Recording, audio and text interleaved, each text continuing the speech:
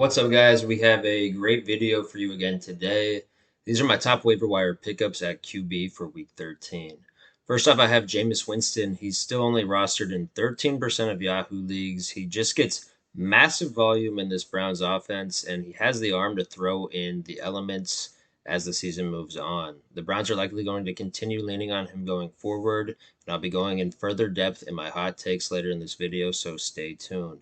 Next, I have Russell Wilson. Wilson is still a stud, and his demise has been greatly exaggerated.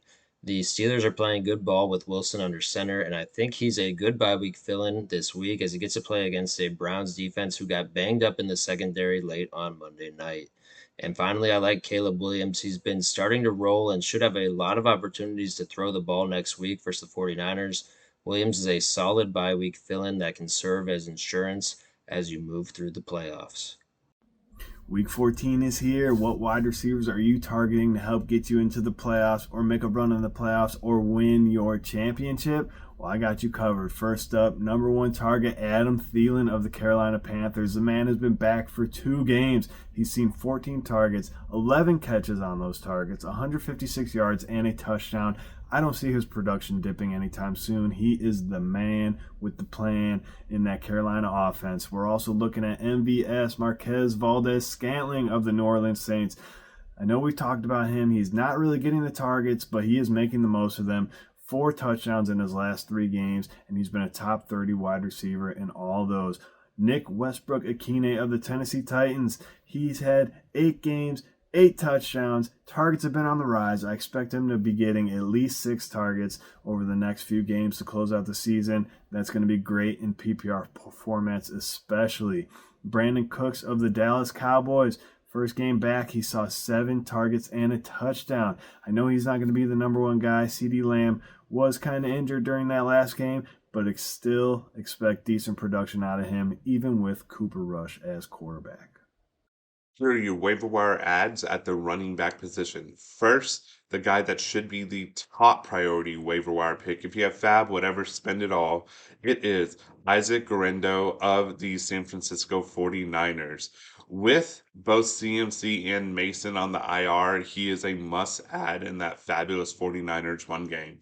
Then we have Jerome Ford, Cleveland Browns. With so many teams on buys and injuries, he's a decent bet for flex upside. Moving on, Ray Davis, Buffalo Bills, kind of the same idea. With all the injuries and buys, he's someone you can look to add. And since week 6, he's had 4 games over 10 points. Finally, Jonathan Brooks of the Carolina Panthers saw an increase. He had 9 touches, and the Panthers are an improving offense. Here are some tight ends to pick up in week 14. First off, if he's available in your league, you should prioritize picking up Pat Freiermuth. Muth is owned in only 51% of Yahoo leagues, and he's coming off a great week 13 where he posted 6 catches for 68 yards and 1 touchdown. Next up, I like adding Isaiah Likely off waivers. He's only owned in 28% of Yahoo leagues, and he just saw 8 targets in week 13. He converted those into 5 catches for 38 yards and a touchdown. And lastly, I would pick up Hunter Henry if he's available in my league. Henry is owned in just under 50% of leagues, and he's had a great second half of the season. And that's been a result of Drake May's emergence and the Patriots' lack of other reliable pass catchers. Here are a couple of fantasy football fool's gold not to fall for. First up, Parker Washington, wide receiver, Jacksonville Jaguars. In 9 of 12 games, he's been under 5 points, so don't pick him up. Marvin Mims, wide receiver, Denver Broncos. Denver looked great yesterday, but 11 of his 13 games, he's been under 5 points. And finally, Chris Rodriguez, running back, Washington Commanders. It's his first game all season over 5 points, and he only received the extra work because of the amount of injuries and with Eckler out.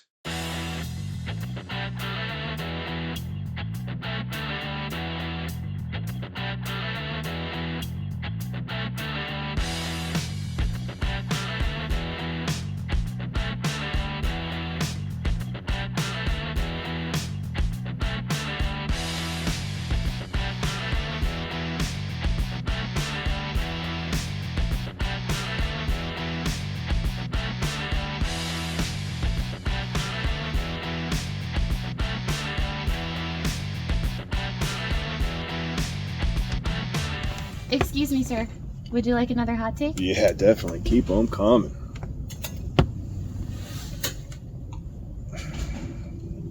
Here are your hot takes. They are all coming from the AFC and the NFL. The Ravens. Derrick Henry is starting to slow down. He has underperformed in 5 of his last 6 games. He's been above 10 points, but just not to his normal high standards. And the Ravens are looking like the fifth best team in that conference. So, who do I think is going to represent the Super Bowl in that conference? It will be the Pittsburgh Steelers. They are looking fantastic, and Tomlin is one of the best coaches in the game. Finally, the Chargers. They will make the playoffs, and as they grow around Harbaugh and his system, they will be the team that I look to make huge improvements again next year and represent the AFC in the Super Bowl for 2025 season, 26 Super Bowl. In my hot takes, we got a way too early prediction for some March Madness basketball. We're only in week 4 of the season. Most teams have played around 7 or 8 games, but I'm making my prediction for your 4 number 1 seeds. And your number 1 overall seed is going to be Kansas. They have been cruising. They have a big win over Duke, and I see them winning the Big 12, and they will be your number 1 overall seed. Also going to be a number 1 seed, Marquette. They're currently ranked 5th, and they are undefeated. I see them winning the Big East. Purdue, Big Ten's going to be tough this year, but their only loss right now is to Marquette, and I expect once the Big Ten play starts, they will rise as the cream of the crop. They will win the Big Ten, and my last number 1 seed is Duke.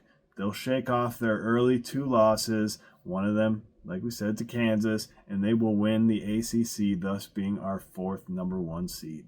My hot take for the week is that Jameis Winston and Isaac Guerrero are going to be the 2 biggest league winners in the fantasy football playoffs. Winston is one of the most exciting players in the NFL and has become must-watch TV for his pregame speeches and also his play on the field.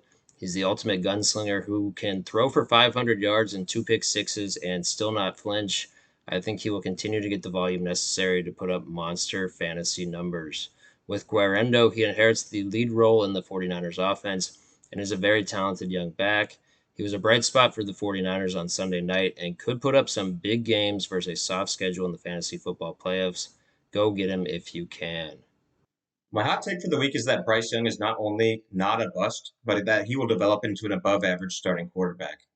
Head coach Dave Canales motivated Young by benching him, and we are already starting to see the benefit of him spending a little time on the bench. If the Panthers can go get him some weapons and line help in the draft, they could be a competitive team next year.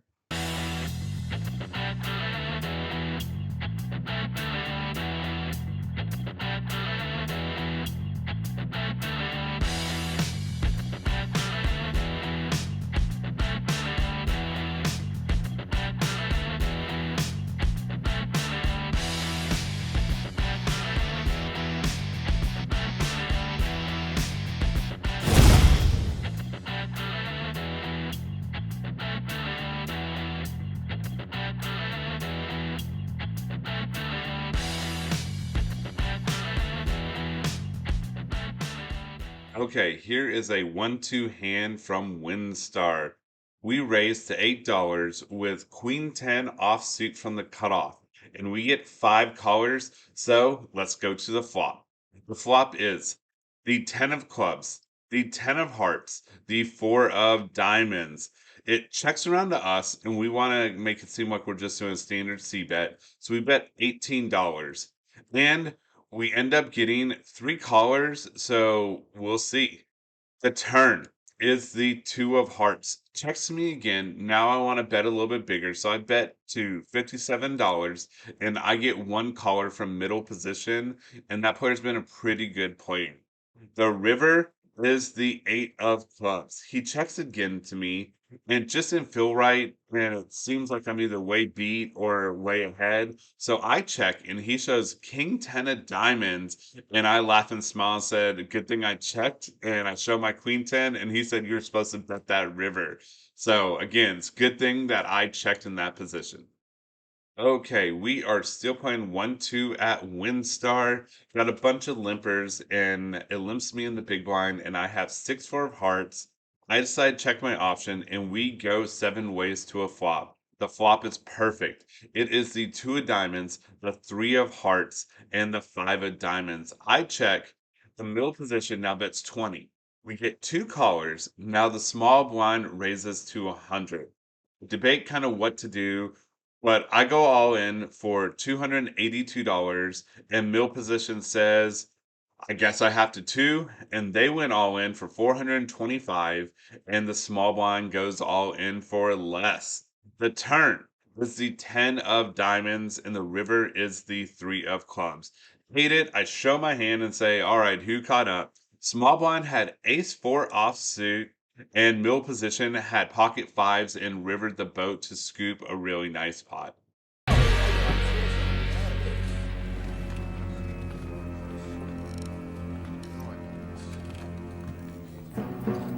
Soccer hooligans.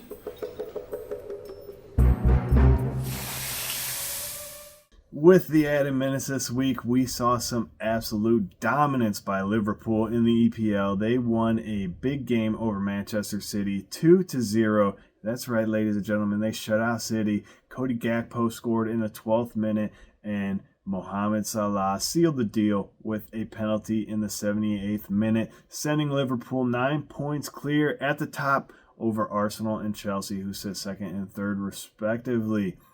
Now, we were just talking about City. They're not even in fourth. They are sitting in fifth right now. Do we now see why Rodri was the Ballon d'Or winner? I mean, without him, City, their last 6 games, well, I shouldn't say that. So they've played 5 games since Rodri. He got hurt in one of those games. They played 5 games without Rodri, 1 tie, 4 losses. They are on an epic slide. A lot of people are saying Pep is too stubborn to change his tactics, do this, do that. Listen, it's Pep Guardiola. I'm not questioning him. I just think they're in a slump right now.